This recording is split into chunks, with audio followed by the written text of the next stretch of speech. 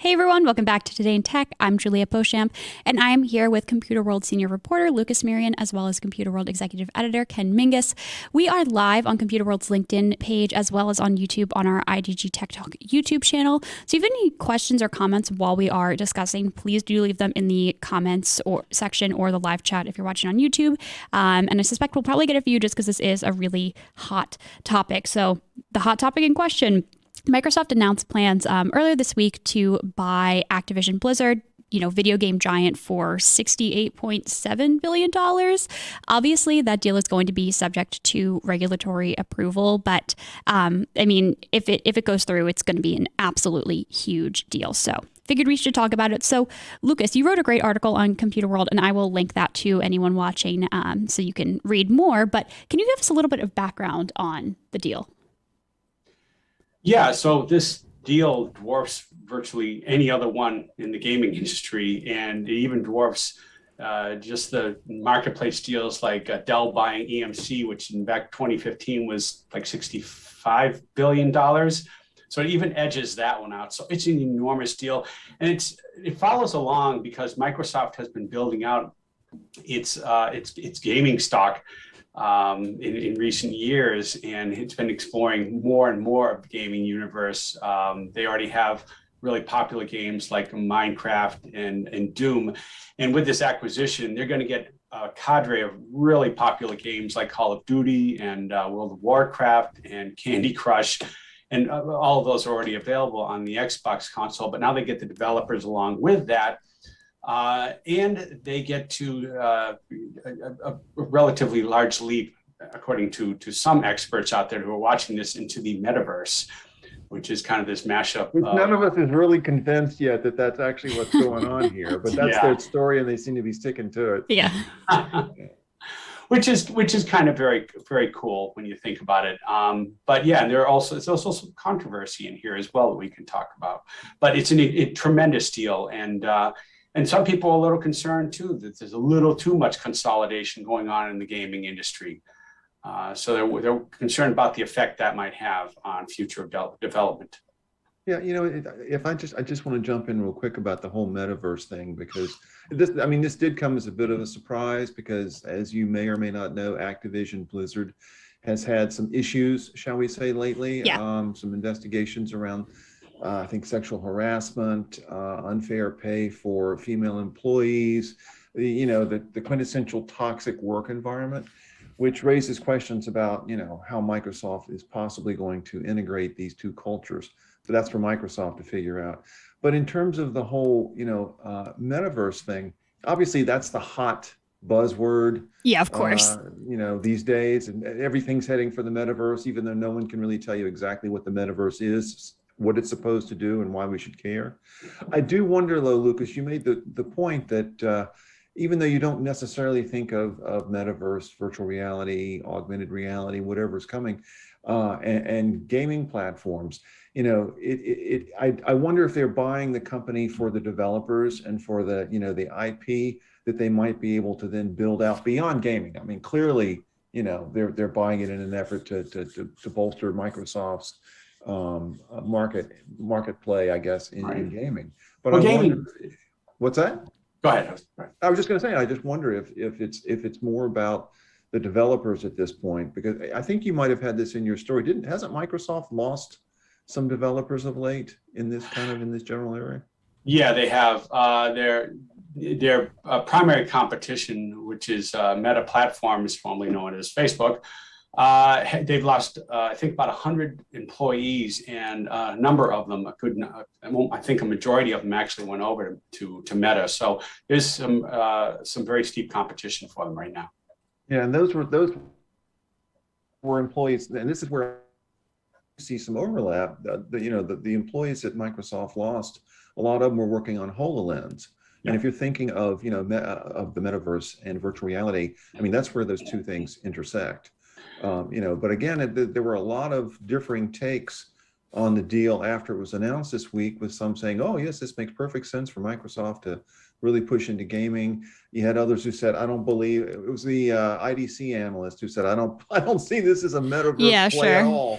Activision Blizzard is not a leader in that area. And I think that's true. It's like, it's not. But that said, the metaverse is, when you talk about it, it's sort of like talking about the internet back 2 or 3, 4 decades ago, back in the 70s even. We weren't sure what it was going to be yet, but we knew that it had the potential to be enormous, depending on how it played out. I mean, gaming is a $257 billion market globally, and that's up from like $151 billion in 2019. So it's growing in leaps and bounds. But then you add into that virtual and augmented reality, you connect that to the internet. I wrote down some ideas that are out there. Neither terms are very specific, but you can take metaverse and cyberspace, and they're virtually identical most of the time when you use them, they're interchangeable. But then neither term is talking about a specific technology. Instead, it's about an idea, and that idea is that consumers, developers, and others can use the internet and virtual or augmented reality to perform tasks for entertainment, like gaming, but it's also for development, for engineering, for retail. It's all part of this kind of highly profitable digital economy that we're staring at. I mean, gaming is pretty obvious. Gaming is virtual reality. You put on a virtual headset like an Oculus and perhaps augment that with a handset, and then maybe a suit someday, and you become this active character in a 3-dimensional world, and your movements are mimicked by the AR technology. Let's say that you're an engineer developing a new car part, for example. You could construct the part in virtual reality with data uploaded about the vehicle systems. You can actually see if that part's going to integrate well with the existing powertrain or chassis. Now think about retail implications, okay? You want to go clothes shopping. Well, you step into the metaverse, put on a headset, and you go off to Bloomie's to walk in a virtual brick and mortar store where you can actually try on clothing and see how it's going to look on you. So the concept isn't all that different from what gamers are experiencing today, where they can, like in the World of Warcraft, you can go out and you can buy and sell goods and retain that as part of your virtual world.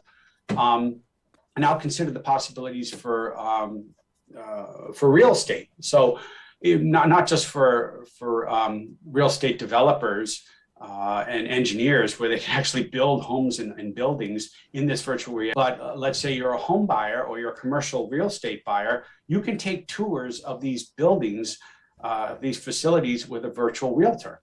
I mean, the possibilities are really endless, but to see how it will catch on, that's what we don't know yet. Sure. We may be getting a little bit beyond, or I may be getting a little bit beyond what Microsoft has said so far. But, as you describe, what a metaverse could look like, what virtual reality could look like, Microsoft has done a lot of building out of teams over the last couple of years because of the pandemic and the rush to remote work and hybrid workforces. And one of the things that has not yet really appeared is this idea of creating sort of one of these virtual spaces for sort of collaborative work, different disparate teams in different places coming together in a virtual room, a metaverse room to work together. Or, you've got hybrid workforces where maybe you've got a meeting room where some people are in the office and then some people show up as avatars, but it looks like a real meeting room. And I'm just wondering, if, even though Microsoft has said nothing along those lines in terms of this particular deal, I do wonder if it's sort of like laying some foundation for making some moves like that over the next few years, because you do have, as you said, Facebook or Meta working on this. There's every expectation that Apple's going to come out with some AR, VR glasses this year and has talked a lot about this. And I think, Microsoft certainly doesn't want to be caught flat-footed. And so it could be that, there are some things that they're just not saying right now about what they plan to do with the company and that they're. Sure. I think you broke up a little. Yeah. It's basically art imitating. Oh, sorry. No, I'm back. I'm here. Oh, you're back. It's basically about reality imitating art. Have you ever seen the movie The Kingsman? Yes. Yeah, it's a great movie. And in it, they have a board meeting where all the agents sit around a table and nobody's there. It shows the table, it's empty. But then the two agents put the glasses on and everybody's there virtually. Yeah, I think Ready Player One, another great example, a great book, by the way. Read the book if you've only seen the movie, far better. Yeah, but that's the kind of virtual reality world that we could live in. Kind of sad in a lot of ways because I think people are going to get very comfortable with it. I'm certainly comfortable using, communications channels like we're using now to talk with you, to have meetings with you. But I would hope we don't lose personal touch, reality. Sure. And I was going to touch on, we got a comment just here from our director in studio, Chris, making the point that with this acquisition, it would add value to Microsoft's Game Pass because, they'll be able to provide more within their monthly subscription service because they'll have ownership over those games. And I think, too, that adds some good. So I think that obviously adds some good context for why a Microsoft would buy Activision Blizzard. I mean, they have the Xbox, and I think too, when you think about the metaverse just briefly, it's something that may seem kind of crazy for your everyday, let's say a layperson gamer, maybe you've got a Switch or your kids have a console, but you don't necessarily understand the scope. I mean, it's not uncommon for players to attend virtual concerts in Fortnite, or Roblox is another big one. So I think it actually makes, tying the metaverse into gaming makes a little bit more sense. I think it makes it feel a little bit more tangible, at least for me personally. But to add on to this discussion, I think we had a question on YouTube, and the viewer was asking, why now? What is going on in, I guess, within Activision, within Microsoft, and I guess sort of within the landscape at large that gives Microsoft a reason to buy Activision, or propose to buy it this week. Right. Well, they're ripe for the buying because after the controversy, they're actually being investigated by government agencies. For example, the California Department of Fair Employment and Housing has alleged that they discriminate against female employees. So they've got some issues right now, and this isn't out. Some people have said for Activision. And of course, for Microsoft to gain all of this intellectual property. It's a good time to buy them. Their stock, well, I'm not going to talk about stock prices, but let's just say they aren't as good as they have been. Sure. So it's an opportunity to get away from that controversy for Activision, and an opportunity for Microsoft to gain the IP. I was going to say spot on, Lucas. Exactly. Basically Activision is in a weakened place right now. So it's a chance for Microsoft to pick them up. Again, 68 billion is no small change, but if Activision were a fully healthy company, I bet that price would be higher. The one sort of big question mark that I think still hangs over the deal, at least technically, is what happens to the CEO at Activision, Bobby Kotick, once the deal's in place. Microsoft specifically said in its statement that he would stay on, but literally within hours of this thing being announced, the Wall Street Journal was quoting sources saying that the second the deal is done, he's out. And that goes back to that company culture and integration that I was talking about earlier. Microsoft might be able to pick up the good parts of Activision and gradually, unwind the bad parts, or see the departure of people that might be under investigation and wind up winning here. But that's going to be months down the road before this thing closes. Microsoft's going to have to feel that out because, as you know, no company that goes through an acquisition is told ahead of time who's going to be cut, but inevitably cuts are made. Changes in the air. Changes in the air. So they're saying now, oh no, he's going to come over. He's welcome to come over. But I think people they're expecting that he's going to be gone, along with possibly some other upper management because of this. But they would probably be anyways because they want to install a Microsoft culture, and that's why you cut upper management in a lot of these. There's a lot of overlap. Sure. With upper management. So, any company like this. To sort of, tie this up in a nice bow as we're wrapping up here, I guess, I think a lot of critics of this deal within, gamers and also just, otherwise are looking at this, and they might be critical and saying, there's too much consolidation in the gaming industry, or there's too much consolidation in, the tech industry at large. So I wonder I don't know. I guess it's sort of a rhetorical question, and I don't know if there is an answer, but it's like, what does this sort of mean within the framework of the tech industry, and also, I guess, sort of like Microsoft's story? Does that make sense?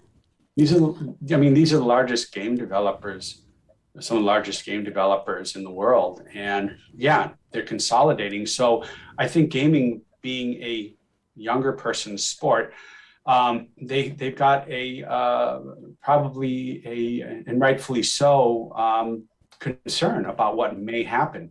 The freedom to develop games without, corporate big dad watching over you. They want to see young companies, young startups, able to have a foothold in the industry and not being smothered by these massive corporations that now own so much of the IP and the ability to market them. This just happens in so many industries. So I think they're rightfully concerned about this. And as my story pointed out, one of the analysts said as well, that much as well. He said he's concerned there's too much consolidation going on with this deal. I do think you see it across a variety of industries, Juliet. It's not just technology. Sure. I mean, we're focused on it, so we tend to, see it, right in front of us. But I mean, it's not unusual for companies to do this. And then later on, if they do get to be too big, that's when the regulators come in and start talking about antitrust issues, breaking them up, and I mean, we're not at that point here, but it's the sort of thing that these companies, they really want to scoop up the talent, from other companies. And the best way to do that, or the quickest way to do that, is to buy it. Mm-hmm. And then when they get to be so big, then you start getting these, ideas about regulation. I wouldn't be surprised in a few years if you've only got like 3 or 4 gaming companies, or maybe just 1 or 2, that those issues would almost certainly start to come up. Sure. Think about it. If you're a game developer, unless you're doing this because of your own ethics, you want to work for a small company and you're concerned that you're going to have freedom to develop without a corporate hierarchy over you. Otherwise, they can probably pay a heck of a lot better. So a lot of these game developers are going to go to the larger companies just naturally. Sure. Great. That can stifle. Yeah. And scoop up the talent, scoop up the IP, scoop up the technology.